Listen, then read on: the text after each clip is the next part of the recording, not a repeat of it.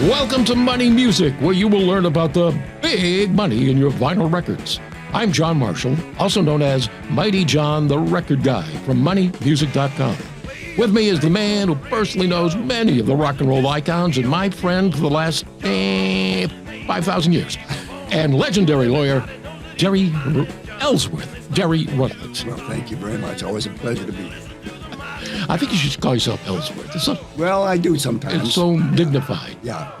You know? Derry, not so dignified, that's for sure. Now, at the end of the show, we will tell you how you can get the values for every Elvis, every Beatles record, absolutely free, no purchase necessary. Over 2,000 Elvis and Beatle records are on the list. Now, this podcast is not just for record collectors, though we're glad to have them, but for everyone who seeks out treasures at yard sales, flea markets, estate sales, and thrift stores. Plus, Take notes. Plus, at the end of today's countdown again, we're going to tell you how you can get free record appraisals from us. On today's countdown of 20 records worth up to $100 or more, number one on our list is the most valuable record on the Sun record label, and it's not by Elvis. Oh, my goodness. Okay, I can't wait for that one. What famous comedian played acoustic guitar on Give Peace a Chance by John Lennon and the Plastic Ono Band? Famous comedian? My goodness, we'll say Richard Pryor. Well, you know, in that venue, they certainly would have known each other. Yeah. He had a brother. Oh, Tommy Smothers. Tommy Smothers. Oh, right, all right. Yes. Yeah, there we go. If there was one song that exemplified the anti-war movement in the early 70s, it was Give Peace a Chance. Sure. Now, he was accompanied on acoustic guitar by Tommy Smothers of the Smothers Brothers. The original release on Apple Records worth up to $100 with its picture sleeve. In 1994, Capitol Records reissued Give Peace a Chance, and no picture sleeve, but this too can sell for $100 today. Wow. Yeah, So, great song. Give Peace a Chance. Yes. Who was the drummer who had a left hook instead of a left hand Multi, and played with the band known as? the Barbarians. He's on top of his game. I'm going, man. Yeah. I'm on a roll. All right, now the Barbarians was a 1960s band who was best known for their hit, Are You a Boy or Are You a Girl? Are you a boy or are you a girl? Oh, yeah, great song. And they were also known for their drummer, what was his real name? Oh, I don't know, but they came to Bowdoin College, and I saw him at Bowdoin, and he had that hook, and he was quite a drummer and quite a singer. Victor Moulton, known as Multi. Multi, that's Yes. right, yes. The Barbarians album, The Barbarians, released on Laurie Records, Dion's label, in 1965, could sell for $100 today. And one of the great songs is What the New Breed Says. Oh, good song. Yes. Wasn't much of a hit. No, it wasn't, but I liked it a lot. Yes, good song. Now, Derry, Paul Anka wrote and sang the smash hit Puppy Love. Yes. For what female heartthrob of the day? Annette Funicello. Very good. There we go. Yeah. Yep. Puppy Love went all the way to number 2 on the Billboard Hot 100. The 45 with picture sleeve can fetch $50.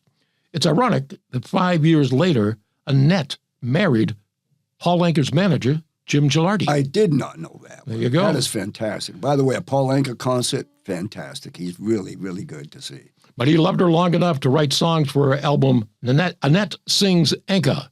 Released on Buena Vista Records, it is worth up to $100 today. Oh, no way. Yep.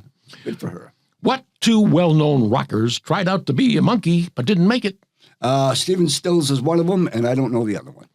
The Monkees might have had quite a different sound if two who tried out to be in the group and part of their very successful TV show had actually been chosen. Instead of Davy Jones and the others selected, the band could have included Danny Hutton, who went on...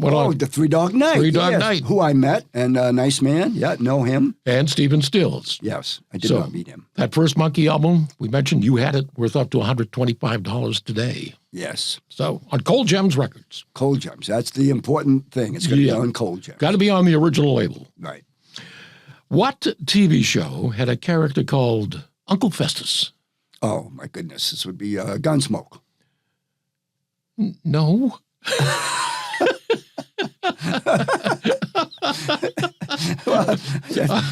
I'm getting a whole new picture in my head now. Yeah, I know who you're thinking of. Okay. He was on the Addams Family. Oh, okay. Uncle Festus. I never watched the Addams Family. Really? No, never did. No. Well, if you had, you would know him. Yeah. All right. Sure. The Addams Family was one of only two was on TV for only 2 years, Yep. but it still shines bright in TV history. Yeah, it's a musical. The soundtrack album includes such tunes as Uncle Festus's Blues, On Shroud Number 9, Hide and Shriek, and One Little, Two Little, Three Little Tombstones. Jeez, okay. Sounds like a winner to me. Original copy could sell for $150 today. Oh, there you go. Mhm. Yeah. What song about Boston was first a regional hit in Miami? Rolling Stone magazine listed on its list of the 500 songs that shaped rock and roll. Dirty Water. Dirty Water. There you go. I met the Standells out in Las Vegas. Nice guys. And one of the singers for that band helped produce Beat It for Michael Jackson. There you go. You're full of trivia questions and answers today. Yes, I'm doing it. Yeah. Very proud. Yeah. Although Dirty Water by the Standells broke out first as a regional hit in Florida, it will forever be an anthem in Boston where it's played following victories by The Red Sox. and The Celtics. The Bruins. Yes. But I will say this about the Standells. Not one of them was from Boston. Right. They were all from California. Yeah. Yeah. With its references to the Charles River, the Yep. Boston Strangler. And dating Boston University girls. That's right. That had to be in by. 12 o'clock. Uh-huh. Had to be in by 12 o'clock. All right. The Dirty Water album. Current value up to $100 in mono, $150 in What? stereo. Oh, my goodness. Good for them. Now, I know you know this one Yeah. because I think you've been in this play. Yeah. From the musical comes the song, the oldest established permanent crap game in New York. I'm at a blank here. I thought you knew you were in that play. What? Guys and Dolls. No, West Side Story. Oh, West Side Story. Yeah. Well, excusez-moi. Yeah. Guys and Dolls is one of the most popular Broadway musicals of all time, with its theme of plus tax, with its theme of gamblers and gangsters. It features favorites like A Bushel and a Peck, Yep. Luck Be a Lady. Oh, Luck Be a Lady, a great song by Frank Sinatra. In 1962, Frank Sinatra, Dean Martin, and Bing Crosby recorded the Guys and Dolls song, the oldest established permanent floating crap game in New York. Oh, my You've goodness. never heard that song? No. I can't believe it. No. Released on Reprise Records, a copy with picture sleeve can sell for $150 today. Well, Guys I and can Dolls. tell you is at the Bellagio Hotel in Vegas, they have a fountain show. Yep. And they play Luck Be a Lady Tonight by Frank Sinatra. Oh, great The record. Fountains, yeah. Yes, great record. Now, what album, big hit, came in a brown paper wrapper as the cover was risque? Oh, my goodness. Famous album.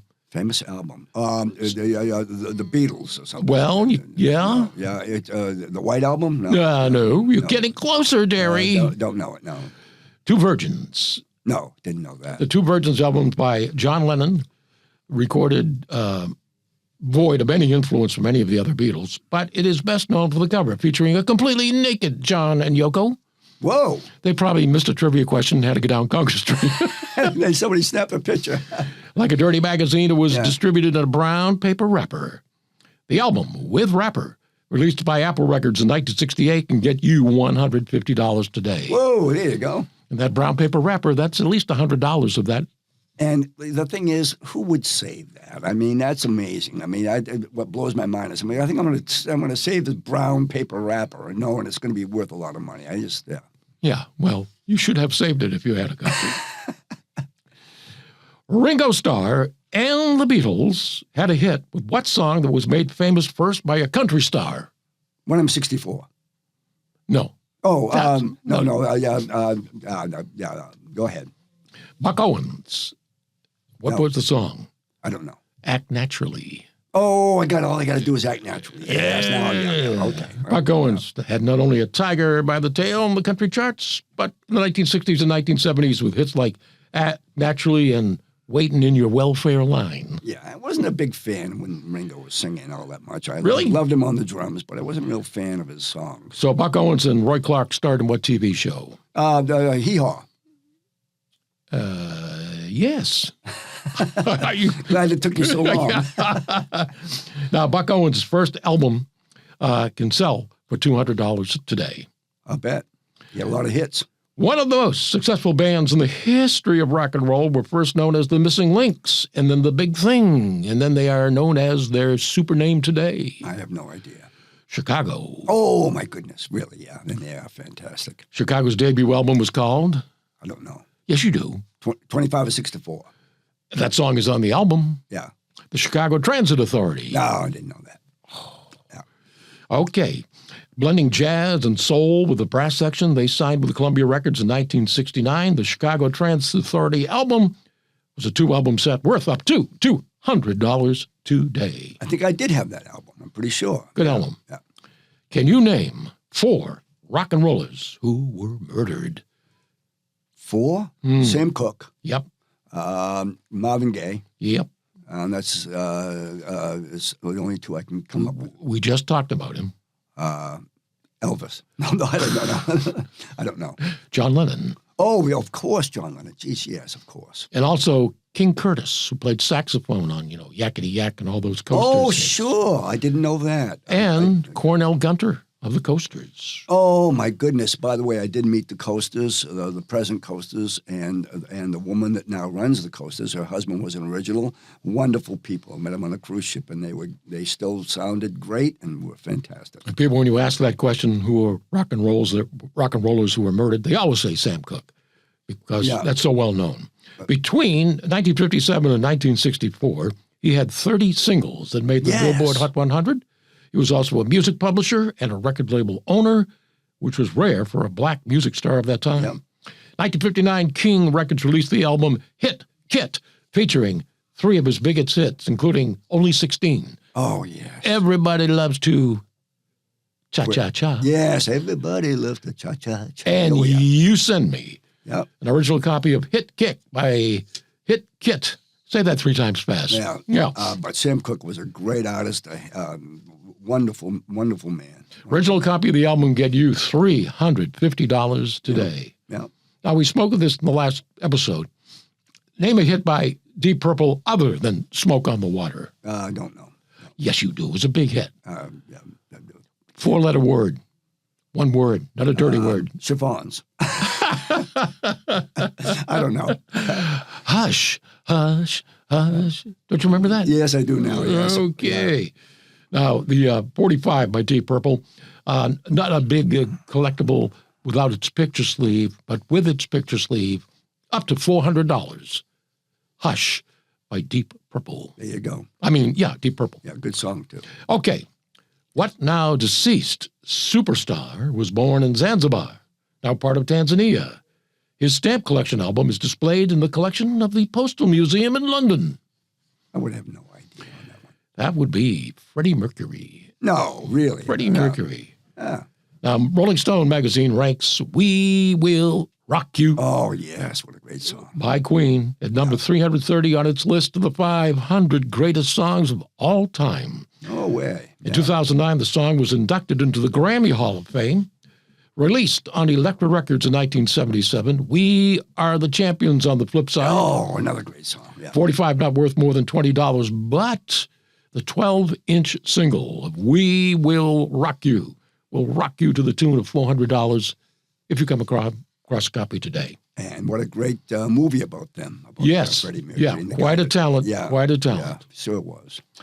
Which number 1 Billboard Hot 100 hit inspired John Lennon to write a Beatles hit?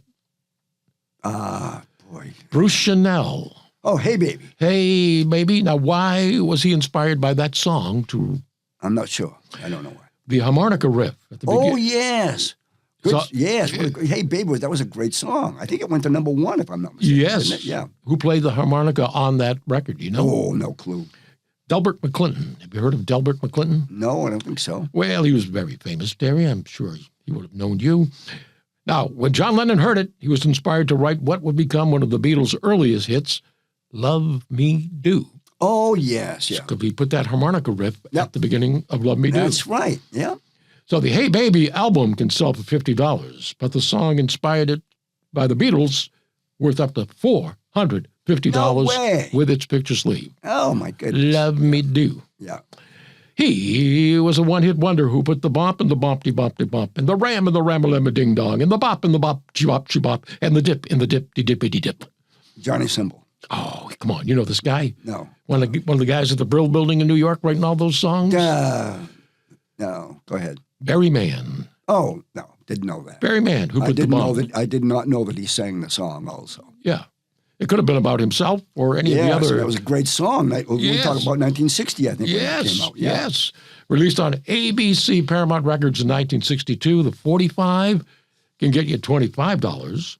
Mono copy of the album worth up to $150. A stereo copy of Who Put the Bump up to $600. Oh, God. So, that's something, huh? Yes. Now, Derry, you being the Elvis aficionado. Yes, well, one of them. How much money did Elvis pay in 1957 for Graceland? A small amount. I'm going to say $20,000. On March 17th, 1957, Elvis Presley outbids the YMCA's offer of $35,000 and buys Graceland from Mrs. Ruth Brown Moore for $102,500. Oh, is that what it was? I know it was compared to what it's worth today, which is billions. Yes. The 23-room, 10,000 square foot home comes with 13.8 acres of land. Yep. The King makes some upgrades, expanding the living space to 17,000 square feet. Yep. And at one time, Graceland had been a place of worship used by the Graceland Christian Church, named after the builder's daughter, Grace Toof. I did not know that. I do want to say to people, if you have not been to Graceland, it is one of the most fantastic places to visit. Their museum is just off the charts. I really recommend it to people if you go to Memphis or anywhere near there. And also, I went to Elvis's birthplace in Tupelo, which is also fun to visit. Well, original copies of his first album helped Elvis get the money to buy that. The first Elvis Presley album up to $1,000. He played with the Isley Brothers and left them to join Little Richard's band before he became a superstar. I don't know. Marvin Gaye, someone like that. No. He died at 27. Oh. The superstar. Who is it? Jim Morrison died at 27. Yeah. Janis Joplin died at 27. Oh, my goodness. Who was the other psychedelic superstar? Jimi Hendrix. There you go. Oh, I was right on the tip of your tongue. Well, it wasn't, but my eye doctor, Dr. Daly, went to Woodstock, and his favorite performer of all time is Jimi Hendrix. How many people went to Woodstock?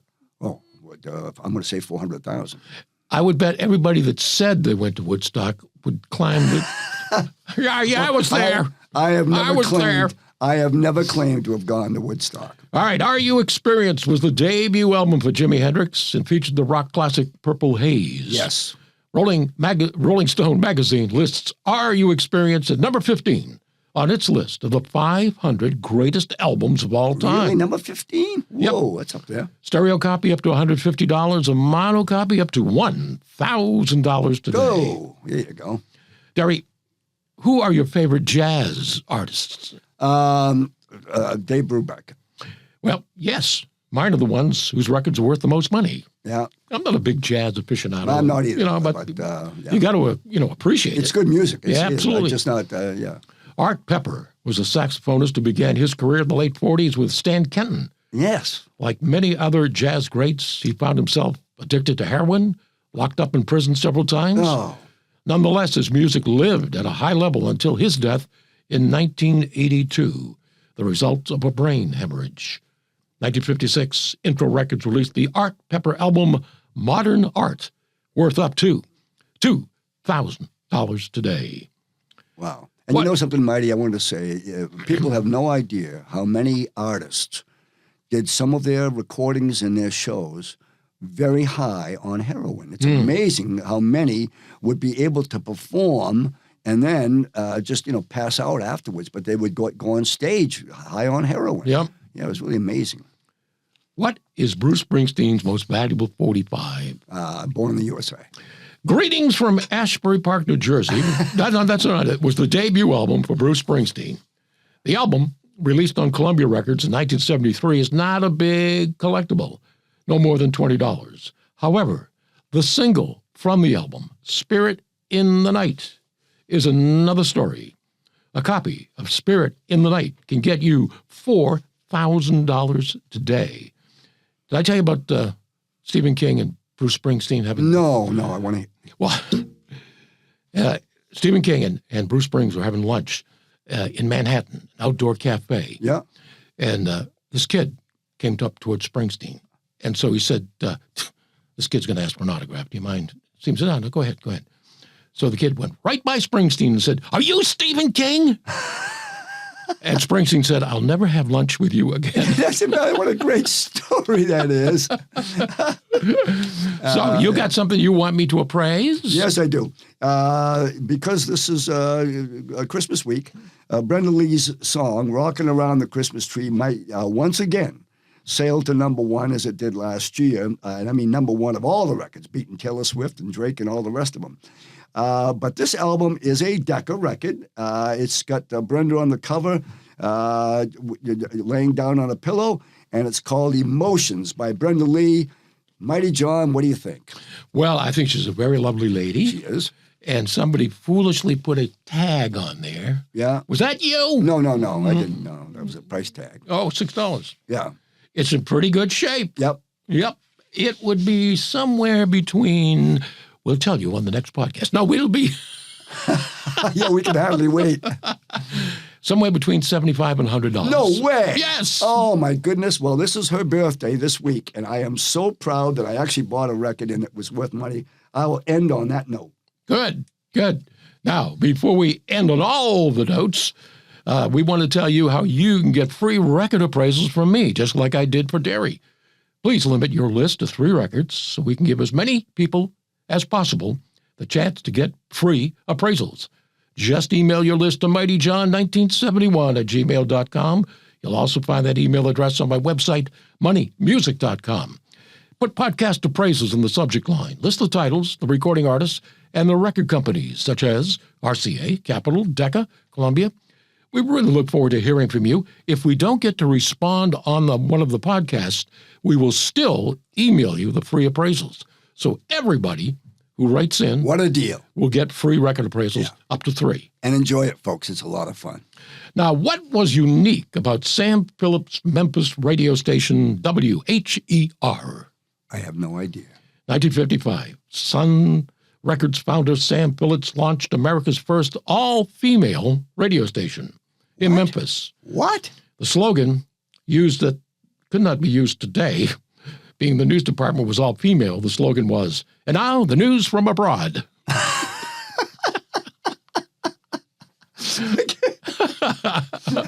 Go ahead. Among the most collectible records on Sam's Sun label is Lonesome Old Jail by D.A. Hunt, an original copy of the 45 with Greyhound Blues on the flip side, now worth up to $20,000. Oh, my goodness. One was purchased at a used record store for 25 cents. The buyer sold it for $20,000. Seeing it was a rare Sun Record 45, it's worth a lot of money. If you know what to look for, you can make big bucks. And remember, you can find the values for all your records at moneymusic.com. And if you email me, we will send you the values for every Elvis, every Beatles record for free, no purchase necessary. Over 2,000 Elvis and Beatles records are on the list. Just state in your email that you heard the podcast. My email address is mightyjohn1971@gmail and always posted on the homepage at moneymusic.com.